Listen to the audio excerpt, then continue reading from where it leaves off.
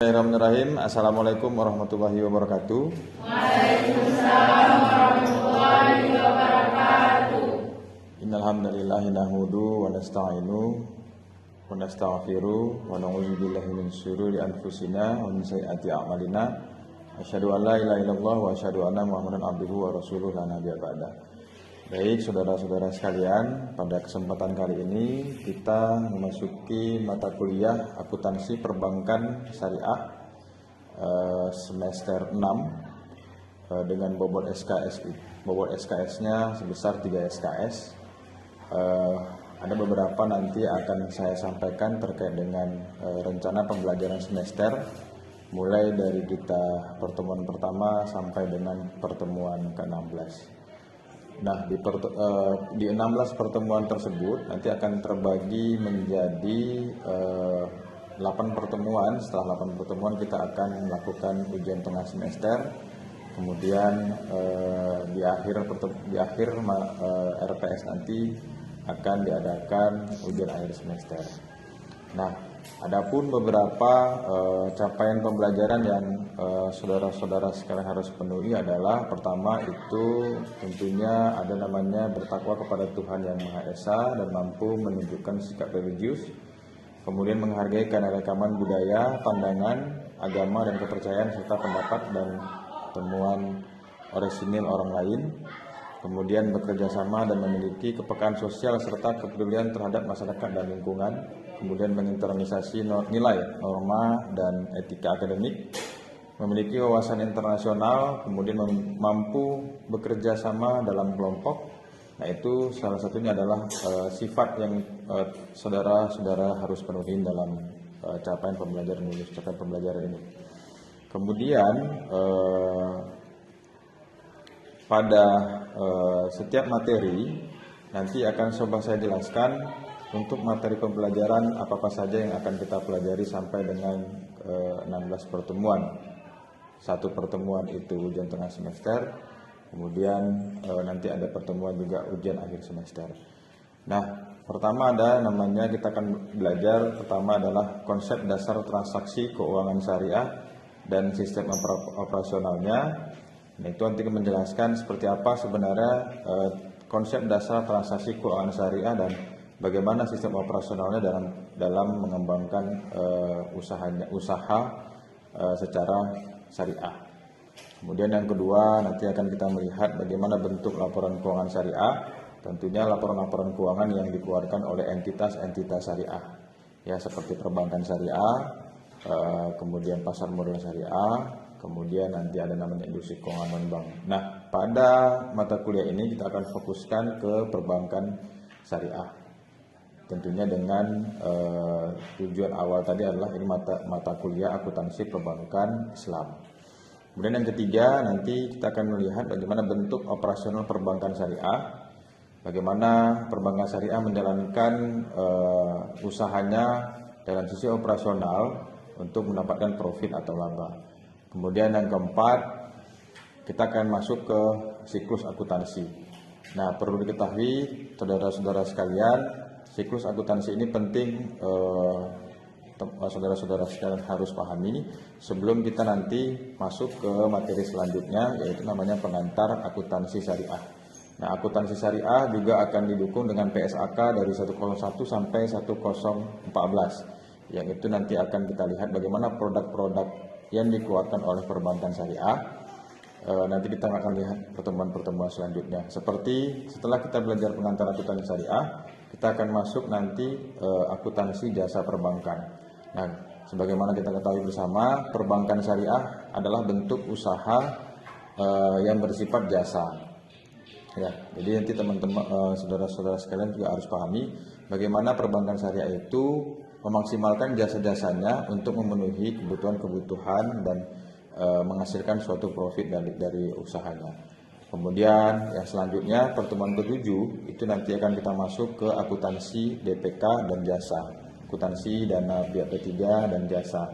Nah, nanti kan kita lihat seperti apa akad yang digunakan, seperti apa pengakuan-pengakuan yang nanti disajikan oleh entitas perbankan syariah agar nanti pengakuan tersebut bisa dibaca oleh pemegang kepemimpinan dan stakeholder yang diperlukan masing-masing stakeholder. Kemudian yang ke-8, pertemuan ke-8 kita akan nanti masuk ke akuntansi murabahah. Nah, akuntansi murabahah, saudara-saudara sekalian, karena ini sudah semester 6, saya kira sudah paham apa itu murabahah. Tapi nanti akan kita sedikit membahas sebenarnya apa itu konsep murabahah. Murabahah seperti akad jual beli, bagaimana akad jual beli itu disajikan oleh laporan keuangan, bagaimana penyusunannya, bagaimana pengungkapannya akan kita jelaskan di akuntansi murabahah. Kemudian yang setelah nanti akuntansi murabahah, saya akan melakukan ujian tengah semester. Nah, ujian tengah semester ini bertujuan untuk mengevaluasi saudara-saudara sekalian dalam memahami beberapa materi-materi yang telah saya berikan di 8 pertemuan selanjutnya. Kemudian setelah ujian tengah semester, saya akan masuk ke akuntansi salam. Akuntansi salam ini juga hasil produk dari perbankan syariah. Kita akan melihat juga bagaimana sebenarnya akuntansi salam ini transaksinya seperti apa, kemudian pengakuan dan penulisan akuntansinya seperti apa. Kemudian selanjutnya ada nanti akuntansi mudharabah. Akuntansi mudharabah juga banyak digunakan di produk penghimpunan dana dan produk penyaluran dana. Bagaimana nanti dari sisi bank sebagai penjual, bagaimana dari sisi bank sebagai pembeli. Ya, kemudian kita masuk ke materi selanjutnya, ada namanya akuntansi salam. Saya ulangi, akuntansi istisna. Nah, istisna ini hampir sama juga dengan salam. Nanti yang membedakan akuntansi salam dan istisna adalah istisna itu barangnya belum ada, tapi nanti kita pesannya itu harus sudah ada uangnya sudah diberikan. Nah, ini juga salam dan istisna juga hampir ada kemiripan. Dia menggunakan akad jual beli. Jadi istisna ini bagaimana bank sebagai penjual dan bagaimana bank sebagai pembeli. Nah, disinilah juga nanti akan kita lihat bagaimana penyajiannya dan pengungkapannya. Kemudian akuntansi mudharabah. Nah, akuntansi mudharabah adalah akuntansi yang produknya adalah produk jual beli. Saya ulangi, produknya produk bagi hasil. Nanti bagi hasil kita akan bisa lihat juga kapan perbankan syariah menjadi pembeli, kapan bank syariah menjadi penjual. Nah, ini juga diperlukan bagaimana penyajian dan pengungkapannya. Kemudian yang ke-12, akuntansi musyarakah. Musyarakah ini juga nanti akan kita pelajari sedikit terkait dengan bagaimana sebenarnya akuntansi musyarakah ini, bagaimana pengungkapannya, bagaimana perjanjiannya dari akuntansi tersebut. Kemudian yang ke-13 itu atau pertemuan ke-14 itu namanya akuntansi ijarah. Akuntansi ijarah ini juga sering digunakan pada produk-produk perbankan syariah, sering juga digunakan walaupun porsinya masih sedikit dibandingkan akuntansi murabahah dan mudharabah. Tapi untuk ilmu pengetahuan saya kira saudara-saudara sekalian juga harus dapat memahami bagaimana pengakuan dan penyajian dalam akuntansi ijarah. Dan yang materi terakhir adalah pembagian bagi hasil di perbankan syariah. Nah, di sini nanti teman-teman kita akan pelajari dan harus memahami bagaimana sebenarnya pembagian bagi hasil di perbankan syariah. Tentunya ini didukung dengan produk-produk bagi hasil, contohnya produk mudharabah dan musyarakah. Nah, itu saya kira ke-16 pertemuan, nanti ada UTS, kemudian ada juga namanya ujian akhir semester yang teman-teman sekalian itu harus pahami. Nah, di samping itu teman-teman sekalian juga dituntut untuk melakukan tugas-tugas yang akan saya berikan nanti ke depan seperti apa. Pertama, nanti ada namanya tugas pertama dituntut harus mengerjakan kuis ya. Nanti ada kuis-kuis yang akan saya berikan dengan bobot penilaian sebesar 10%. Ya. Jadi teman-teman sekalian nanti akan saya berikan kuis setiap pertemuan, itu akan saya berikan kuis. Kemudian ada namanya nanti UTS, ujian tengah semester, dengan bobot penilaian sebesar 25%.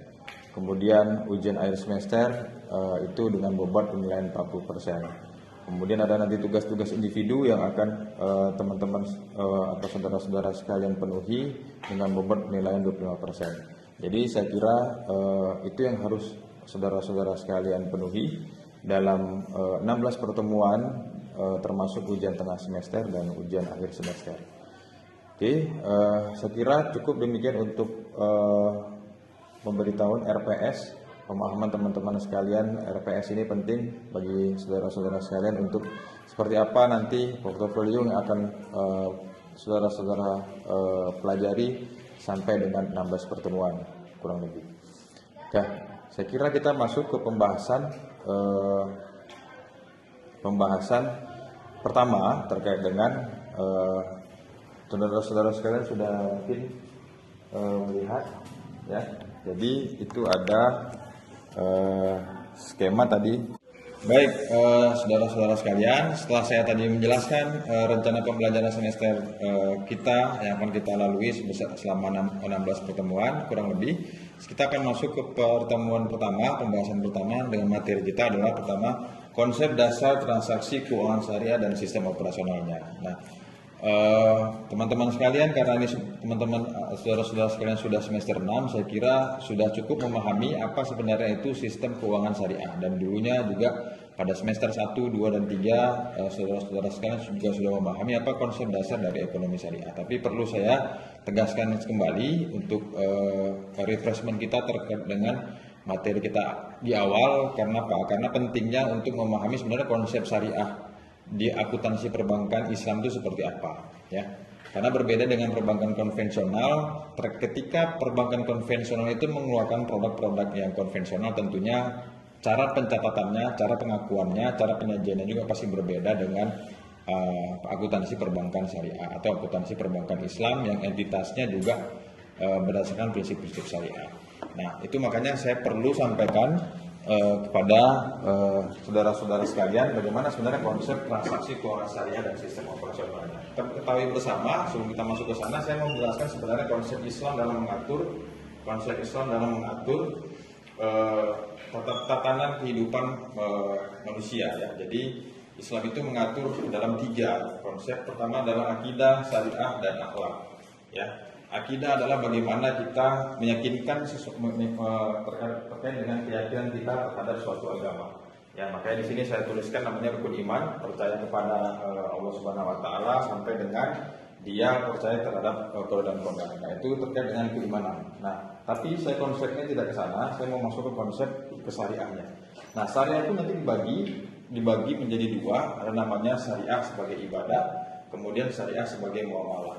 Nah, konsep syariah sebagai ibadah nanti banyak cakupan dari rukun Islam, ya. Ada namanya nanti membaca kalimat syahadat, kemudian sampai dengan rukun Islam yang teman-teman atau saudara-saudara pahami. Nah, nanti kita konsepnya di sini di dalam sisi muamalah. Bagaimana nanti kita akan pelajari muamalah itu seperti apa. Jadi konsep dari fikih ibadah dan fikih muamalah itu berbeda. Nah, fikih ibadah semua yang dilakukan adalah halal, kecuali ada dalil yang menghalalkan. Contoh misalnya seperti sholat, ya. Sholat, kita melakukan sholat, kita diwajibkan untuk melakukan sholat itu 5 waktu, nggak boleh 6 waktu. Kalau ada 6 waktu berarti itu terjadi haram. Nah, berbeda dengan konsep muamalah. Konsep muamalah ketika kita melakukan sesuatu, semua dipandang halal, jadi semua itu boleh, kecuali ada dalil yang mengharamkan. Ya, nanti kita akan saya jelaskan di sini juga dijelaskan konsep muamalah di Quran surat An-Nisa ayat 29. Jadi teman-teman nanti ini akan menjadi panduan kita dalam melakukan muamalah. Di situ ada ayat Bismillahirrahmanirrahim. Ya ayyuhalladzina amanu la ta'kulu amwalakum bainakum bil batil illa an takuna tijaratan minkum. Ya. Innallaha ghafurur rahim. Jadi di situ dijelaskan bahwasanya ya nas itu di seluruh, makanya kan kaitannya adalah semua manusia. Semua manusia itu diwajibkan pada kamu atau la taqulu amalakum bainakum bil batil. Janganlah kamu mengambil harta sama dengan cara yang batil. Nah, cara yang batil jangan, kata-kata jangan berarti dalam sisi muamalah kita tidak boleh melakukan dengan cara yang batil. Nanti kita akan saya terangkan apa itu cara yang batil. Sebelum masuk ke sana, saya mau menjelaskan sebenarnya konsep muamalah itu. Ya, ini PR saya ya. Apa itu kata-kata batil? Batil dari kalimat dari surah An-Nisa ayat 9. Jadi saya ini PR saya nanti kita bisa jelaskan ya. Apa sebenarnya konsep batil dalam ayat surah An-Nisa ayat 9. Nah, muamalah juga dibagi di di tiga dimensi. Pertama namanya hukum, kemudian ekonomi, kemudian interaksi publik.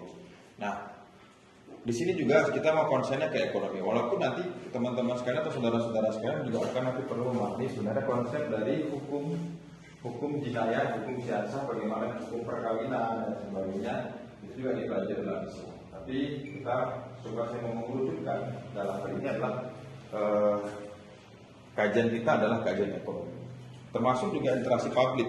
Bagaimana nanti Islam itu mengatur bagaimana hidup ketika dia memberikan kebijakan dalam suatu negara, ya, ketatanegaraan itu juga diatur dalam Islam juga ada. Jadi kajian-kajian terkait dengan tatanan kehidupan itu sangat kompleks diatur dalam Islam ya.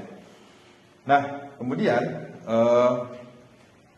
di ekonomi juga dibagi menjadi 3 dimensi ya. Pertama ada namanya perdagangan, kemudian ada namanya keuangan, kemudian ada namanya industri.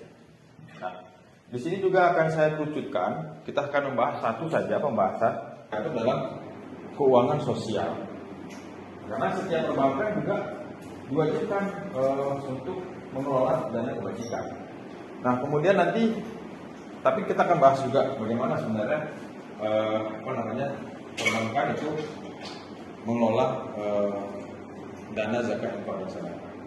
Nah, kemudian setelah sosial dan komersial, di bagian komersial ini juga dibagi menjadi 3, ya, dibagi menjadi 3. Pasar modal, perbankan syariah, dan industri keuangan non bank.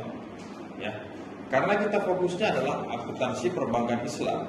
Nanti kita akan masuk ke pembahasan bagaimana sebenarnya perbankan syariah itu mengelola dan operasionalnya. Dan ini diatur dalam Undang-Undang Nomor 21 tahun 2008. Ini undang-undang terakhir yang awalnya itu adalah Undang-Undang Nomor 7 tahun 97. Ya, karena kita ketahui bersama perbankan syariah itu lahir pada tahun 90. Tapi disahkan itu operasionalnya pada tahun 92 dengan Undang-Undang Nomor 7 tahun 92. Kemudian keluar lagi Undang-Undang Nomor 10 tahun 97. Dan yang terakhir adalah Undang-Undang Nomor 21 tahun 2008. Dan ini juga diatur bagaimana sebenarnya perbankan syariah itu mengoperasionalkan kegiatannya melalui akad-akad. Ya, nanti kan kita pelajari bagaimana sebenarnya sistem perbankan itu dapat menghasilkan suatu profit dengan produk-produk dari keuangan syariah. Nah, sedikit saya jelaskan bagaimana operasional perbankan syariah itu, karena kita kan konsep dasar dan transaksi keuangan syariah dan sistem operasionalnya. Sebagai ini sederhana saja. Sistem kita ketahui bersama perbankan itu adalah menjalankan fungsinya. Apa fungsi perbankan syariah? Apa itu fungsi perbankan? Fungsi perbankan adalah intermediar. Ya, intermediar. Contoh misalnya di sini saya anggap ini adalah suatu perbankan. Ini ada bank. Kemudian di sini adalah penghimpun dana.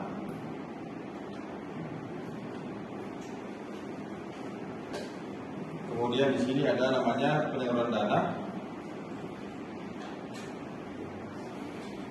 Dan semua ini, produk-produk ini nanti akan didukung oleh akad-akad yang sesuai dengan akad syariah.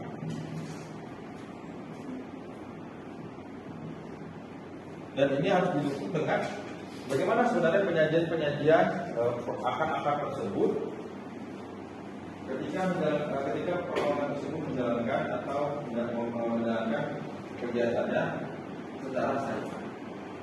Itu sekilas penjelasan saya terkait konsep dasar dan transaksi keuangan syariah dan sistem operasional. Nah, tadi saya ada PR saya atau penjelasan kepada saudara-saudara saya yang sesuai dengan Quran surah An-Nisa ayat 29 ya. Quran surah An-Nisa 29. Sebagaimana kita ketahui, tadi saya bilang ya walladzina amanu la taqulu amalakum bainakum bil batil. Ya, batil itu dia semua kegiatan itu dibolehkan.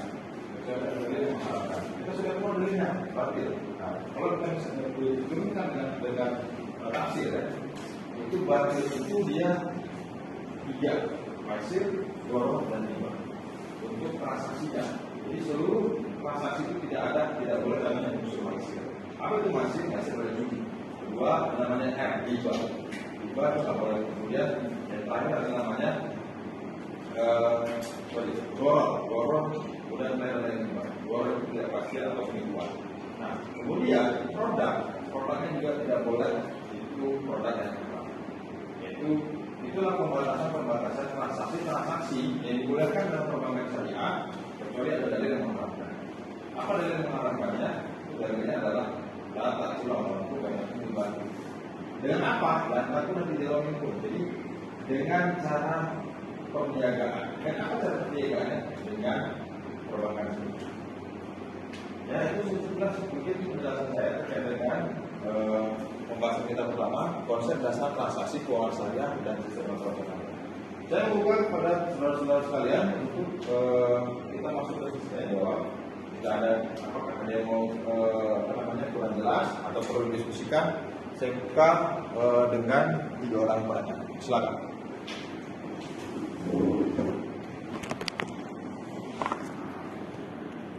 Ya, boleh?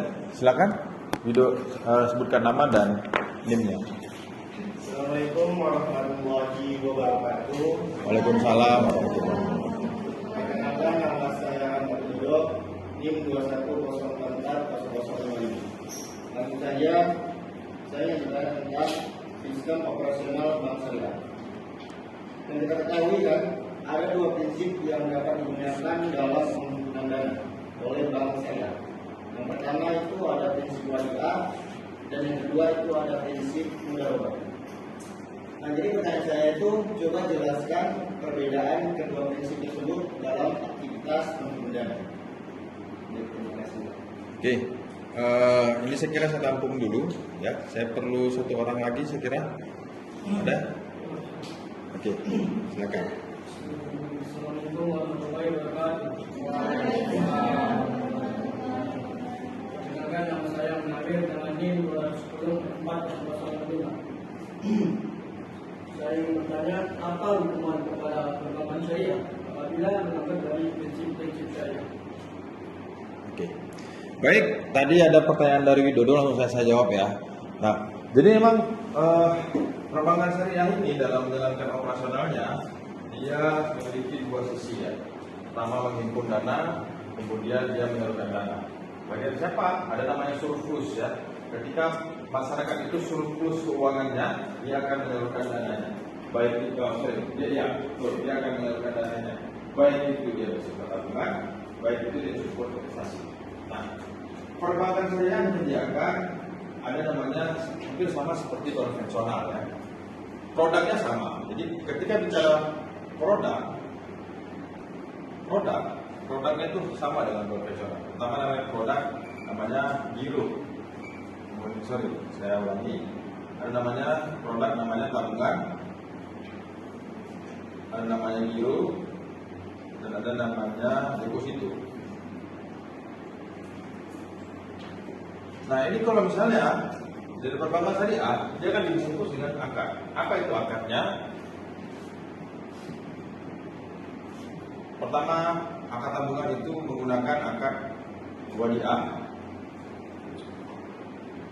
Bisa juga menggunakan akad mudharabah.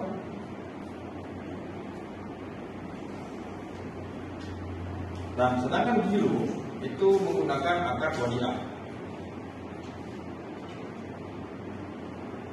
Nah, kemudian deposito itu menggunakan akad mudharabah. Wadiah juga ini akan dibagi menjadi 2 ya. Ada namanya wadiah yang amanah dan wadiah Ya, mudharabah. Mudharabah juga akan dibagi dua dalam produknya. Itu nanti ada namanya mudharabah mutlaqah dan mudharabah muqayyadah. Saya akan menjelaskan satu-satu. Wadiah itu apa? Wadiah adalah titipan. Nah, titipan juga akan dibagi dua. Ada wadiah yang amanah dan wadiah yang amanah. Apa itu wadiah yang amanah? Itu wadiah yang tidak boleh dilakukan. Apa itu wadiah yang amanah? Itu wadiah yang amanah. Itu ketika titipan itu boleh digunakan. Nah, kemudian yang kedua, akad yang dipakai dalam produk penghimpun dana ada namanya akad mudharabah. Mudharabah juga dibagi dua, mudharabah muqayyadah dan mudharabah mutlaqah. Mudharabah mutlaqah itu apa? Mudharabah yang dananya itu mutlak kuasa dari pemangkas. Nah, mudharabah muqayyadah, investor kita sebagai penghimpun, kita sebagai pengelola dana dalam kita dalam hal soal itu kita harus tahu kemana aliran dana tersebut. Nah, sedangkan kedua akad ini juga sering digunakan dalam produk-produk penghimpun dana. Nanti di sisi sebelahnya mungkin akan saya terangkan sedikit di pengelolaan dana, seperti akad mudharabah jual beli. Akad jual beli itu ada pengubahan, kemudian bisnisnya, kemudian salah. Nah, di sisi pengelolaan dana juga ada disediakan namanya produk musyarakah atau bisa disebut dengan akad kerjasama musyarakah dan musyarakah. Nah, menjawab dari pertanyaan tadi si Munawir terkait dengan bagaimana hukum ketika perbankan syariah ini tidak mematuhi aturan-aturan syariah. Nah, dalam perbankan syariah, dalam entitas keuangan syariah, baik itu perbankan syariah, baik itu institusi keuangan lomba, baik itu pasar modal, itu diawasi oleh pertama namanya pengawas internal. Pengawas internal disebut dengan Dewan Syariah Nasional. Dewan Pengawas Syariah. Setiap perbankan itu ada namanya Dewan Pengawas Syariah. Dan ini juga didukung dengan otoritas jasa keuangan dalam mengawasi setiap kegiatan keuangan. Ini bukan keuangan syariah ya. Nah, ketika tidak mengindahkan atau melanggar aturan-aturan syariah, DPS akan melaporkannya ke OJK dan bisa terjadi, contoh misalnya bisa menjadi di close, tadi bukan bank di close ya. Ada beberapa akad nanti atau beberapa produk yang akan di close, itu tidak boleh lakukan operasional. Ya, saya kira itu cukup jelas kira-kira. Baik, kalau cukup jelas, saya kira demikian pertemuan kita hari ini, ya, terkait dengan penjelasan RPS, kemudian penjelasan dari beberapa konsep dasar transaksi keuangan syariah dan sistem operasionalnya. Ya, saya harap bagi teman-teman sekalian atau saudara-saudara sekalian dapat mengulang-ulang penjelasan yang akan saya berikan. Nanti saya akan memberikan beberapa materi-materi yang teman-teman perlukan. RPS juga akan saya kirim nanti ke komisi voting dan juga akan dipelajari. Minggu depan kita akan masuk ke pembahasan bentuk laporan keuangan syariah.